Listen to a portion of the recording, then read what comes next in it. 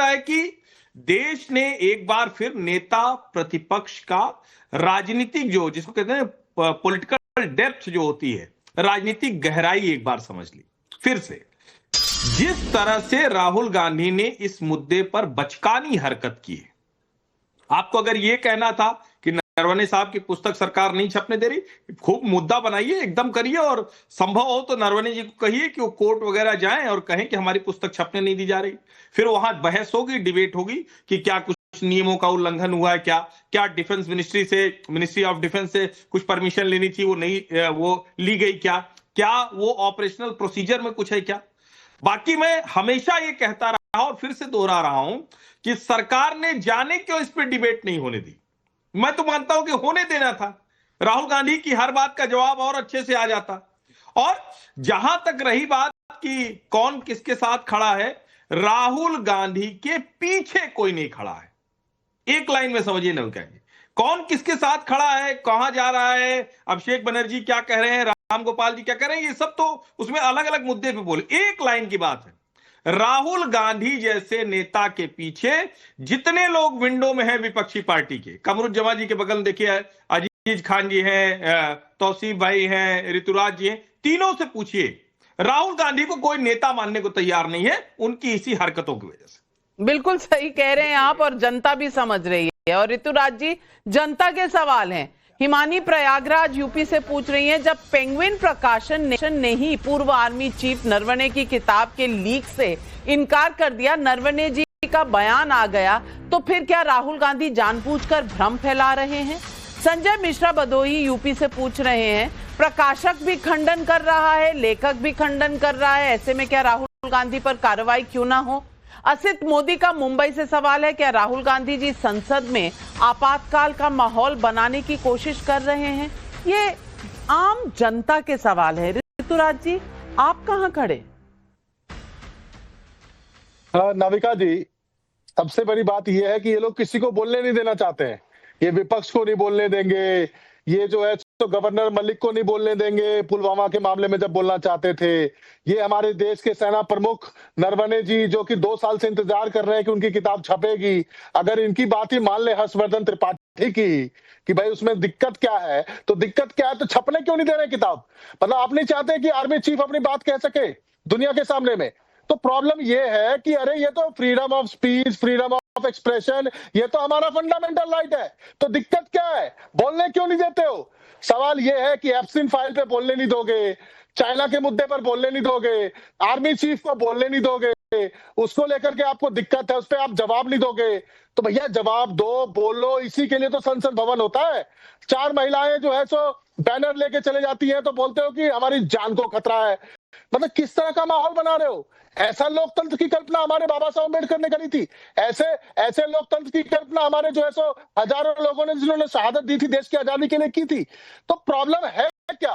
आज नरवणे जी ने जो पहले ट्वीट किया था 2023 में कि माय बुक इज अवेलेबल, क्या बोलते हैं, खरीदने के लिए, और आप कह रहे हो कि भाई बुक पब्लिश नहीं हुआ। ये तो भी मंत्रालय ये भी पेंगुइन ने समझा दिया। भैया प्री ऑर्डर और पब्लिश बुक में फर्क है। पेंगुइन समझा रहा है, आपकी समझ में आ रहा है कि नहीं मैं नहीं जानती, लेकिन ये पेंगुइन पब्लिशर जो है उन्होंने अपना स्टेटमेंट दिया। दूसरा, ऋतुराज जी, आप क्या चाहते हैं कि देश के जितने भी डिफेंस सीक्रेट्स हैं हम निकाल कर छपवा दें और भेज दें क्या। किसको भेजना चाहते हैं, चीन को भेजना चाहते हैं, पाकिस्तान को भेजना चाहते हैं। ये इररिस्पॉन्सिबल नहीं है क्या। नहीं, इररिस्पॉन्सिबल सरकार है जो बोलने नहीं दे रही है। चाइना खड़ा है 100 मीटर पर, आर्मी जनरल परमिशन मांग रहा है और आप कह रहे हो कि जो में आए करो। तो उनको लिखकर भेज दीजिए कि हमारे यहाँ डिसीजन मेकिंग प्रोसेस क्या है, कहां पर क्या खड़ा हुआ है, वो सब लिखकर ब्यौरा छाप कर भेज दे। क्यों हर्षवर्धन त्रिपाठी जी यही चाह रहे हैं ना विपक्ष वाले। नाविका जी, मुझे सचमुच बड़ा आश्चर्य हो रहा है कि ऋतुराज जी इतनी सामान्य बात नहीं समझ पा रहे हैं। इस देश में किसी को भी बोलने से कोई रोकने का कोई काम नहीं कर रहा है, और अगर बोलने से रोकने का काम कर रहा है तो उसके लिए सर्वोच्च न्यायालय है, क्या वहां भी रोक दिया गया है क्या।